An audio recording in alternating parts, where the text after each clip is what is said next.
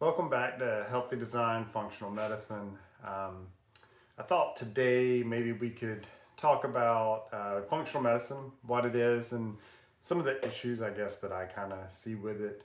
Um, I guess I should say that I'm not a medical doctor, so this is not medical advice. So definitely talk to your doctor about anything.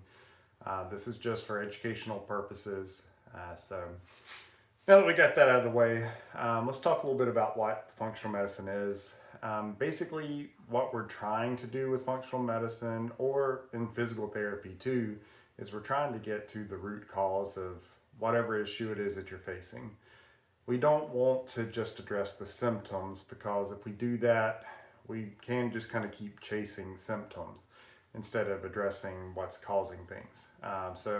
If we address what caused those symptoms in the first place, the symptoms will go away. So that's kind of the key thing, and that's what we're trying to do. We go about doing that or trying to figure out what that root cause is by definitely talking to the person. So we got to do a subjective interview. We need information from the patient client. We need to know kind of their story, what's been going on. There'll obviously come questions from what they're saying, trying to clarify things. Um, but that information helps to kind of guide us a little bit and can maybe give us like a hypothesis or a theory as to what's going on. And then, there's different things that we'll want to assess, based on that information. So testing comes in, as well as, so like in physical therapy too, there'll be more of an objective exam. And I definitely kind of like the more Maitland Australian kind of approach. Um, One of the biggest things from that I think is helpful for a lot of people is you try to find things that disprove your theory. You don't just keep looking for things that prove your theory, your hypothesis right. We want to try to prove it wrong so we actually figure out what things are. Now, if you can't prove it wrong and everything just kind of keeps confirming that, then you're probably to the right thing and what you need to address. And then the other big thing that I like is that you will test things, come up with a plan. So you kind of test, treat, you reassess. Did the treatment actually make things better? Did it make it worse? Was there no change? And then based on that information, you know, test something again. So you change things up, test it, reassess, and see. And you just keep following that process until everything's good, until everything's fixed, so to speak. So that's kind of the basics. I know that's very general and broad. It's hard to give very specifics unless there isn't a specific example. But I think that general overview kind of gives you an idea that there. One of the big things I think for really anything is there needs to be that collaboration between the person who's coming in and the person who's providing the treatment. Neither one knows everything. The provider, they're going to probably have some different education and know some things that, that person coming in, patient client, doesn't know. However, we don't know that patient client's body like they do. And so we need information from them to help us out. If we're treating something, we need to know how it affects them. We can't just tell that. And so that information and that going back and forth, that collaboration helps to lead to the best treatment plan, the best outcomes, etc. So I guess some of the things, well, let's go back to testing. So in functional medicine, sometimes I think the testing is too extravagant. I think there's too much of it. I think the saying is test, don't guess, which makes sense, especially logically. But I do think there's such a thing as testing too much, and you get so much information that it's hard to kind of decipher everything out. There's just a little too much noise. And I don't believe in just testing everything because sometimes, no matter what the test result is, it's not going to change the treatment side of things. Um, an example of this, or two examples of this, in conventional medicine, most often doctors will only assess TSH, thyroid stimulating hormone, when they're looking at the thyroid. This can upset people in the more functional medicine, natural space, because there's obviously other hormones involved, and TSH actually comes from the brain. It doesn't even come from the thyroid. It's telling the thyroid to produce more hormone. In their defense on this, though, that's what they're going to look at to determine treatment. So there's no point in testing T4, T3, all these other hormones when it's not going to change what they do from a treatment perspective. It would just be a waste of money and a waste of time. So I agree with them in not doing that. I do think I prefer to look at some of the other hormones to kind of figure out what's going on and see how all that interplay goes together. Um, the other thing too, well, a quick story. Um, my wife, I can use her as an example on this and why I prefer to look at things a little bit differently. She had a few different issues going on, and I thought she was hypothyroid. And so we did do the testing, and it turned out that she wasn't technically hypothyroid, but she was kind of functioning hypothyroid, if that makes any sense. And so for her, TSH was fine, T4 was fine, her T3 levels were a little bit low. And so what we decided to do was just to make sure she has one or two Brazil nuts every day. Um, the reason for that is Brazil nuts are high in selenium, and selenium is one of the cofactors you need to convert T4 into T3, which is the most active form of the thyroid hormones. And so when we do that and she's consistent with it, she doesn't have any of the hypothyroid symptoms like cold hands, different things like that. A lot of those things will go away. And so, that's one where testing the other hormones and kind of seeing that interaction, knowing the biochemistry, helps kind of lead you to a direction. And then we tested it and it worked. It's not always that. So it's not that selenium fixes every thyroid issue by any means. But that's one example of where looking at some things a little more broadly was helpful, and we were able to come up with a solution there. On the functional medicine side, I'm not a big fan of doing stool tests, and I'm not a big fan of doing the adrenal hormone tests. Um, there may come a time where I do some of those, but some of my issues with the stool test is, and I've heard other practitioners say the same thing, is that you can send the same sample off to different labs and you'll get back a different result. So one lab may say that it's a fungal issue, another may say it's a bacterial issue, and this lab may say it's something else. And so if it's the same sample, it should, if the tests are valid, accurate, everything else, then it should be the same issue each time. So I don't know that those tests are really telling us what we think they're telling us. I definitely think since there is an issue with all three, it tells us there's an issue. It just doesn't tell us what it is. Um, Luckily, there are kind of some steps, stages, I guess in a way you could say protocols to follow to where you can kind of figure things out. And so this is where I like some of the treatments when it comes to functional medicine, is that they can be non-specific in a good way. So like with a gut issue, using some of the different herbs and things like that, they tend to be more broad spectrum. So they will address a bacterial or a fungal or whatever microbe it is. And so we can use those things and probably still get results without doing that test.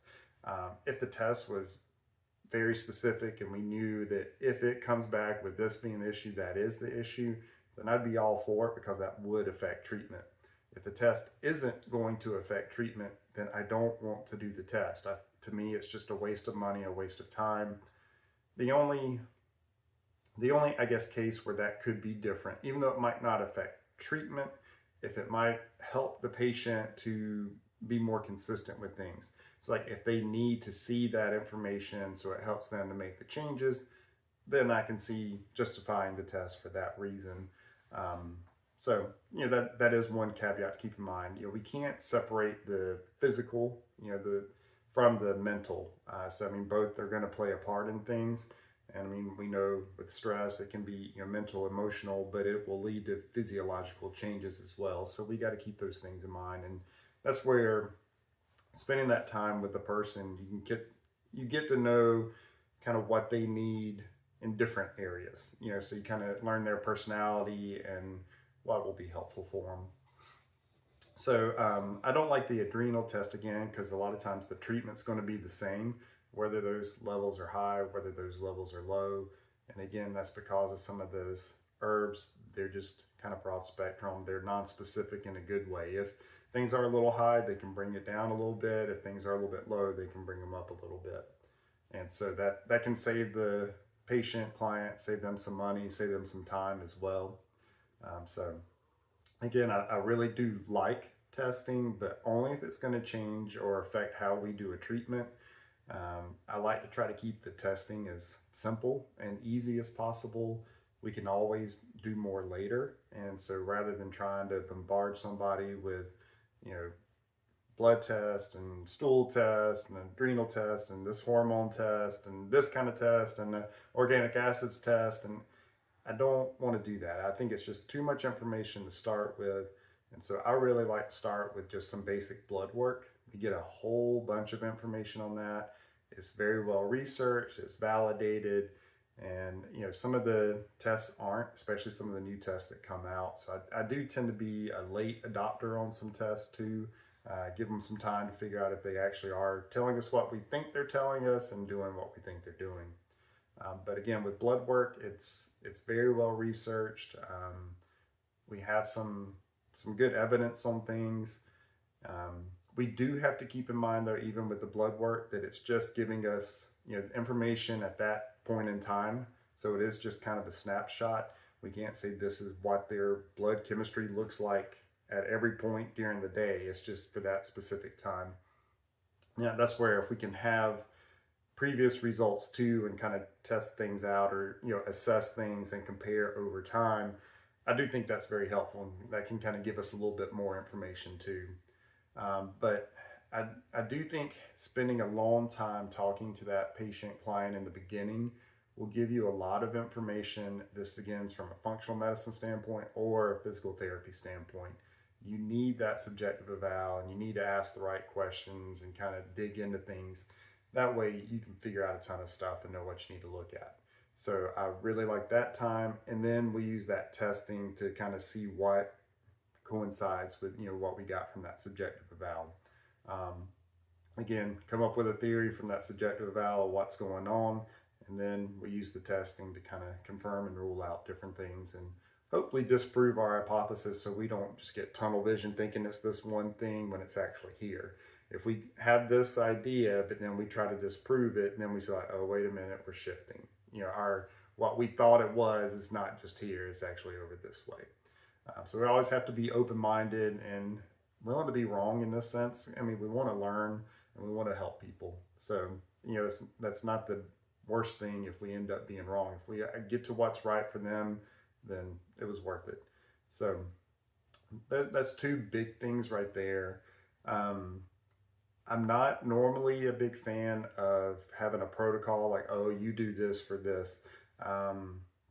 That's in physical therapy and in functional medicine. There are times where the protocols are helpful. So I'm not saying never do protocols. After surgeries and with rehab, there's certain time frames that you can't do things. So the protocols come in real handy there. But I don't like just having a protocol for, say, back pain. I think it's going to vary, on what's causing the pain, how you'll address it with that patient versus another one. So I don't think we can have a set protocol of you do X, Y, and Z in this exact order all the time. Same thing in functional medicine. People are going to respond to things differently.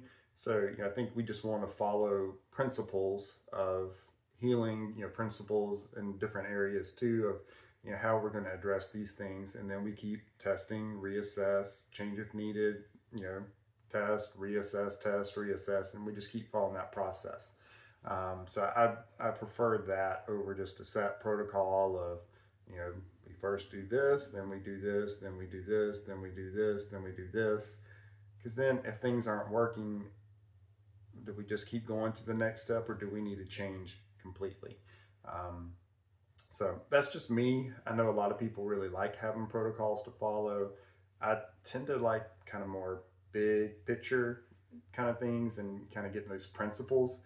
and then when needed, kind of zeroing in a little bit more and getting more specific. So if you do like protocols, I'm not trying to say don't ever use a protocol. I'm just saying make sure you know the reasoning behind it too, why you're doing what you're doing, and how you might change if things aren't going the way you expect them to. As long as you're doing that, you're covering all the bases, and things are going to be just fine. Um, to me, I think with a lot of it, or I guess my biggest issue. So again, my bias coming out is that protocols a lot of times seem too cookie cutter, and we're not all the same, and we're not going to all respond the same. So I think that's where my bias is against it, where my hang up is. I see it a lot of times with like either sport training, weightlifting, whatever. You have this just cookie cutter program, and it's going to work great for some people. It'll work okay for some others. Some other people probably won't get any benefit at all, and then it's going to be negative results for another select group. That tends to be the way things work. So I prefer to try to tailor things as best I can to each client, each patient. Um, Again, sometimes there's other factors involved, and you got to have a more generalized approach and follow more of a protocol. Um, One other issue I see with functional medicine is I think sometimes, well, with everything, it's not just functional medicine. I think it's all fields. There are times that we assume we know things that we don't know. Um, I was listening to Dr. Ben Bickman talking the other day, and I agree with what he said on this. He said that we do know that like the gut microbiome is involved in health. We just don't know how. We don't know what all it's doing. We don't know what constitutes a healthy gut microbiome, what's a bad one. We just don't have all that information. We know there's a whole bunch of variety in the microbiome based on where you live, what you're eating, what you're exposed to, different things. Um, a lot of people believe that, you know, based on what you eat, the gut microbiome changes, but there's at least one case report where they tested his microbiome before and after the changes, and it was exactly the same. It didn't change after that. So that means we can't just say that it automatically changes after you eat stuff. Doesn't mean it never changes either. It might change for some people, but for him, it didn't. So this is where we can talk a little bit, I guess, about a black swan. With research, we're trying to find things, we're trying to prove things. And so people have a hypothesis and they keep testing. You never really prove anything, I would say, in science. You just keep getting more and more evidence to support it, or you get evidence that goes against it. And so if you've got this hypothesis that X causes Y, or so let's use the black swan example, that all swans are white, well, as soon as you find a black swan, your hypothesis is wrong. And so you got to change it up. And I think that's something that we don't do all the time in science, that we'll keep trying to force things to fit our hypothesis rather than trying to find those things that don't fit it, and evolving our hypothesis and expanding it. So I think that's something that can happen there. And so gut microbiome kind of falls into this, that we keep wanting to say all these different things, but we don't really have any evidence to support it. There's tons of different bacterial strains. They haven't all been tested. In general, what we tend to see is that when one strain is tested, we do see improvement in certain gut symptoms. And so then people are, oh, well, we need to use that specific strain. Well, we also tend to see those same exact results when we use a broad-based one. So one that has multiple strains in it and doesn't have that specific one. That's not going to always be the case, and it'd be too time consuming to try to go through each research study that's done for each specific strain versus a more broad-based, supplement that has multiple strains of probiotics in it. But that kind of gives you the point that it may be worthwhile for some people to have that specific strain, but you may also get the exact same results with the broad-based spectrum. And we can't always say that we're going to fit what the research shows. They looked at a certain population, and that population may be here, but we're over here. So that those results may not go with us. It gives us a good starting point, and so I think that's a good thing to kind of know. But always be willing to be open-minded, looking things, try it, see if it works. But if it doesn't, don't just be beholden to it that I have to keep doing this no matter what, even when it's not working. Um, and so another thing with gut health is this is kind of an issue that I see. I don't believe it's done on purpose by any means, but what I see a lot of times is, these very strict elimination diets. And I do think there's times where they are needed by all means. But I think sometimes the outcome of that is it tends to scare people away from eating foods. And I don't think that's a good thing. I don't think that was the purpose. I don't think that's what the practitioner's trying to do. It's just kind of this unfortunate side effect sometimes that it gets people scared of eating things. And I mean, our body will tell us when it doesn't like certain things. And so we need to kind of avoid those, that's for sure. Um, but I think when we have those reactions to food, a lot of times we assume, like, oh, well, that means my body is either allergic to it, sensitive to it, whatever. Um, and that's definitely a possibility. But what I've seen more often in working with people is that, let's just pick a food, let's say mushrooms. If somebody eats mushrooms, they get, joint pain or they have these stomach symptoms, gas, constipation, whatever. And so they think, oh, well, I can't eat mushrooms. Well, sometimes they can eat mushrooms and they don't have those symptoms. So if their body is sensitive or allergic to mushrooms, why is that? Why is it one time they can, another time they can't? I think some of this could either be more gut inflammation related, so that when their gut's more inflamed, they can eat the mushrooms, or if they do, they're going to have these symptoms. And then when they're not as inflamed, they don't have the symptoms and they can eat them. The other thing I've seen a lot of times, mushrooms are nightshades. I've seen it where people just end up having like, 2, 3, 4 nightshades in a meal. And so maybe it was just that overall nightshades that were the issue, that overall quantity versus the mushrooms.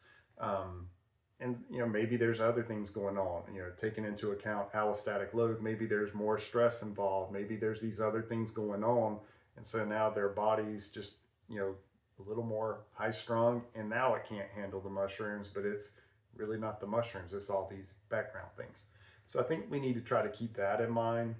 And if we have to do the strict elimination diet, because again, there's going to be times where we have to, then yes, let's do it. But let's also, try not to make people fearful of food or different things, because in the end, that's not going to lead to good health. I think we want to try to eat as wide a variety as we can, but again, as we can. That, for some people that's going to be this much variety, for other people this much.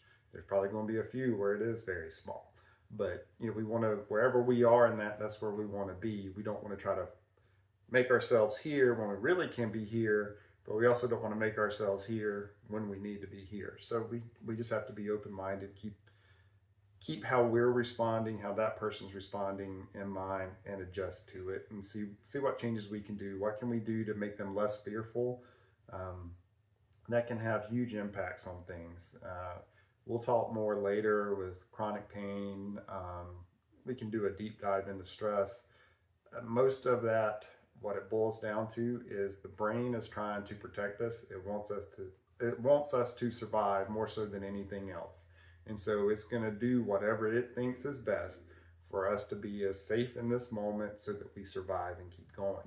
So if we have all these other fears coming in, that's just more danger signals coming into the brain, and that can make pain worse. That can kind of keep our body in this hypervigilant state. And so now we've got more inflammation, etc., and then that can lead to further health issues down the line. So it can kind of become this snowball that just keeps rolling down the hill, and then our health issues get bigger and bigger and bigger. So we want to try to be as safe as we can, do things in a kind of graded way, test, reassess, and go from there. I think that way we can bypass a lot of the negatives. It's hard, and so this isn't meant to be a criticism of people. No one knows everything. If they tell you they do, then that should be kind of a red flag right there. And in any situation with functional medicine, again, physical therapy, same kind of thing. there needs to be that partnership between the provider and the patient client. If you have that partnership where you're both giving input and kind of coming together on things, I think that's going to lead to the best outcomes. And that's what we want. So that's it for today. That's a lot of rambling, probably too much. But anyway, hope you enjoyed it. And I guess I'll see you guys next week. Have a great one. Bye.